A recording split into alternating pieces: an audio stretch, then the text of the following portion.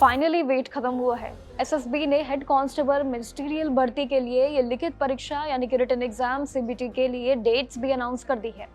अगर आपने भर्ती के लिए अप्लाई किया था तो आपका इंतजार शायद अब बहुत कम हो चुका है, क्योंकि एग्जाम डेट्स के अलावा भी कई जानकारी है जो पता होनी चाहिए। एसएसबी ने ऑफिशियली वेबसाइट यानी कि recruitment.ssb.gov.in पे इसका नोटिफिकेशन भी जारी कर दिया है, लेकिन जिसके मुताबिक आपका कंप्यूटर बेस्ड टेस्ट यानी कि सीबीटी साल जुलाई 2026 में, जो कि 7 तारीख को इस साल होने जा रहा है। एग्जाम के लिए आपका एडमिट कार्ड परीक्षा के डेट से कुछ दिन पहले रिलीज किया जाएगा, जो कि ऑफिशियल वेबसाइट से आप इजीली डाउनलोड भी कर पाएंगे और जब ही अवेलेबल होगा मात्र कुछ दिन के लिए। इस बात के लिए ध्यान रखना होगा, कुछ दिन बाद एडमिट कार्ड जो आएगा वो सिर्फ ऑनलाइन ही डाउनलोड होंगे। किसी भी माध्यम से उम्मीदवारों का पोस्ट या ऑफलाइन तरीके से प्रवेश पत्र नहीं भेजा जाएगा। इस भर्ती के लिए टोटल अगर संख्या देखें तो 115 पोस्ट पे ये भर्तियां जरूर हुई थी, जिसमें से बात करें अनरिजर्व्ड वाली कैटेगरीज के लिए 47, ईडब्ल्यूएस के लिए 11, ओबीसी के लिए 26 और एससी के लिए 21। वही एसटी कैटेगरी भी दूर नहीं है, जिनके लिए 10 पद आरक्षित किए गए थे। अब समझते हैं एग्जाम पैटर्न और सिलेक्शन प्रोसेस का आखिर इस साल का खेल क्या है। देखिए, बाकी जितनी भी परीक्षा है इनसे बिल्कुल अलग मानी जाती है, क्योंकि ये काफी एक अलग परीक्षा है जिसके नियम भी बड़े अलग अलग हैं। यहाँ पे 100 मल्टीपल चॉइस क्वेश्चन भी होंगे आपके लिए, जो आपसे पूछे जाएंगे, जहाँ पे हर एक सवाल के लिए यानी कि हर एक क्वेश्चन के नंबर भी जरूर होंगे।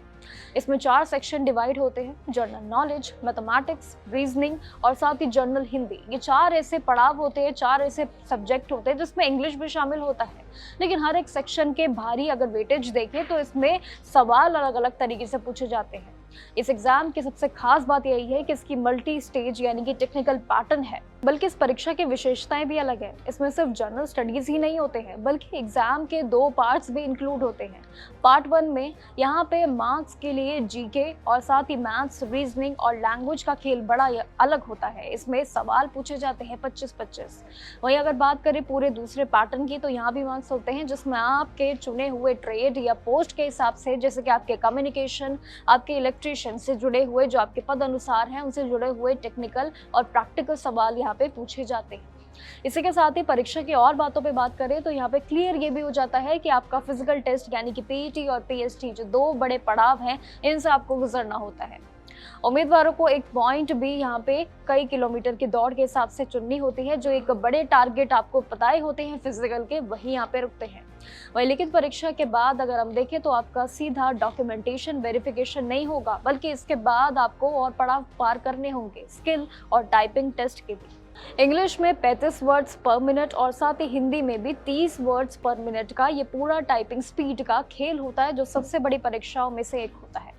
वही लास्ट में सबसे अगर यूनिक, सबसे अहम अगर नियम देखें तो वो होता है कि अगर फाइनल मेरिट लिस्ट के दौरान जो उम्मीदवार के लिखित परीक्षा में अगर बराबरी मार्क्स आ जाते हैं, मान लीजिए अगर बराबरी मार्क्स आपके आ जाते हैं लिखित परीक्षा में, तो सिलेक्शन के लिए उनकी उम्र भी देखी जाती है, गिना जाता है, परखा जाता है, और यहीं पे सबसे बड़ा एक फैसला हो जाए तो होता है जो आपकी परसेंटाइल को परखता है। वही सबसे एक अलग बातें भी इस पूरी भर्ती प्रक्रिया की विशेषताएं काफी अलग अलग है। पहले लेटर के लिए अल्फाबेटिकल ऑर्डर्स के हिसाब से सिलेक्शन किया जाता था, लेकिन इस बार नियम को बदला गया है।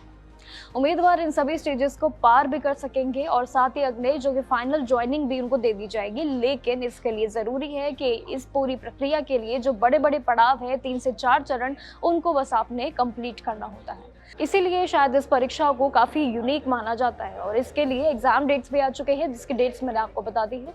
अगर बाकी जानकारी और चाहिए तो कमेंट सेक्शन में मैसेज ड्रॉप कर सकते हैं, और साथ ही जो जुड़ी जानकारियां होंगी वो भी तुरंत आपके साथ जरूर शेयर करेंगे। नमस्कार।